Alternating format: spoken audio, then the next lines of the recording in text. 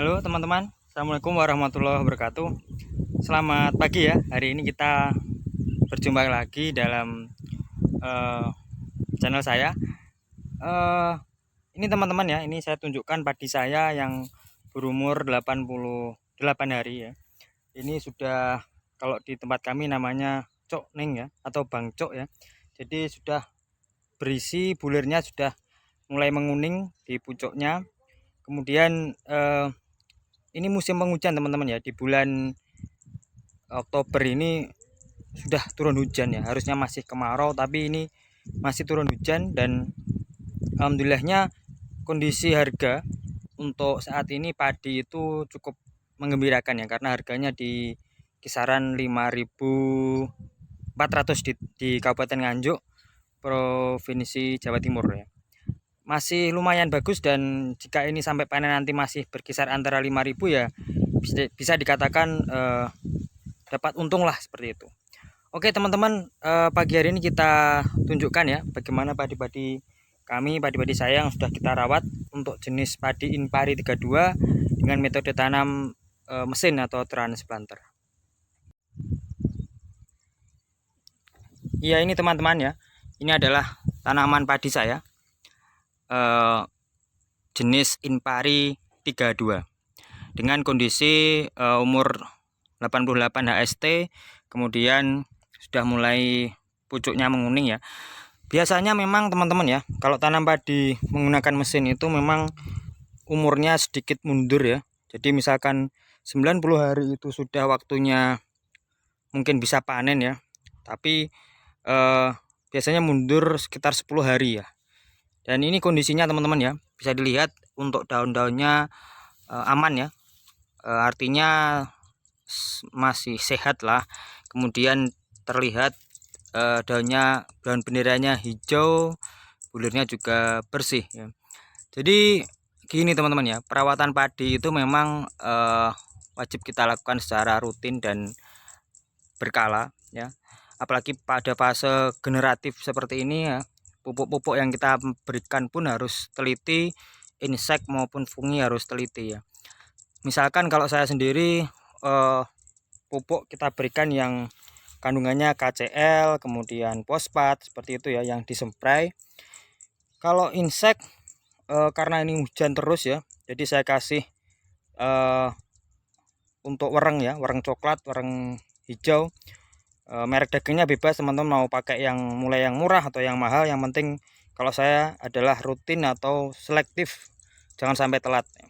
Kalau fungisida saya menggunakan merek dagang ya, ada Antrakol atau Skor ya.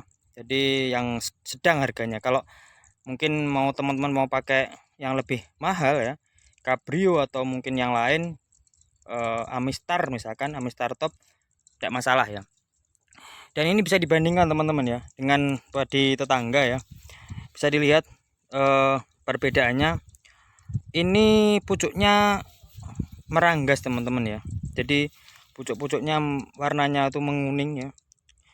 Ya memang walaupun ini sejajar teman-teman ya, berjajar, hanya beda pematang, tapi mungkin yang di sebelah kiri ini perawatannya yang belum maksimal teman-teman ya. Kenapa? Karena ini teman-teman ya, daun bendera seperti ini ya, kering kayak gini ya. Ya ini banyak faktor ya teman-teman ya. Kalau dari pupuk mungkin kebanyakan nitrogen, kemudian bisa dikatakan kekurangan fosfor fosfat maupun kaliumnya.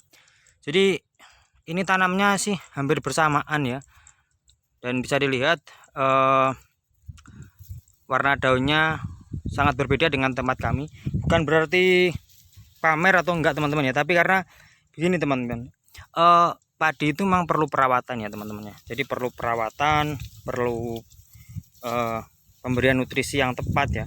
Ketika kita salah mengaplikasikan obat atau nutrisi ya, efeknya seperti ini ya, bisa dikatakan misalkan kekurangan gizi. Sama halnya dengan manusia teman-teman ya.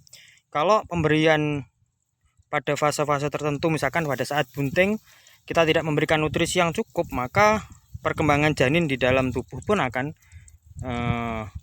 kurang maksimal ya. Contohnya seperti ini ya, ini dilihat teman-teman ya, benar-benar daunnya itu meranggas kuning, jelas kalau saya ini, menurut saya adalah kekurangan nutrisi teman-teman ya.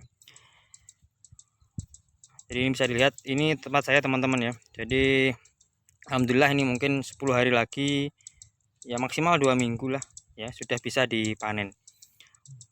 Untuk tanam padi seperti yang saya sampaikan, untuk tanam padi mesin ya, sistem transplanter itu kendalanya tidak ada ya teman-teman ya. Kalau saya kira sendiri sama saja lah. Selain biayanya lebih hemat, memang kalau saya sendiri hasilnya pun meningkat ya teman-teman ya. Nanti akan saya buatkan video kalau sudah panen, nanti saya coba cek untuk lahan 7000 meter persegi ini berapa hasil panen yang didapatkan ya. Jadi kita analisa bareng apakah beda atau enggak dengan yang pada umumnya. Untuk kelemahan memang ya, padi tanam mesin itu beda waktunya ya, mundur biasanya sekitar seminggu sampai 10 hari. Namun saya kira tidak masalah, yang penting hasilnya memuaskan ya, padinya sehat, hasilnya pun pasti akan meningkat. Demikian hari ini teman-teman ya, semoga ini bermanfaat, kita saling berbagi ilmu, saling mengedukasi lah seperti itu. Assalamualaikum warahmatullahi wabarakatuh.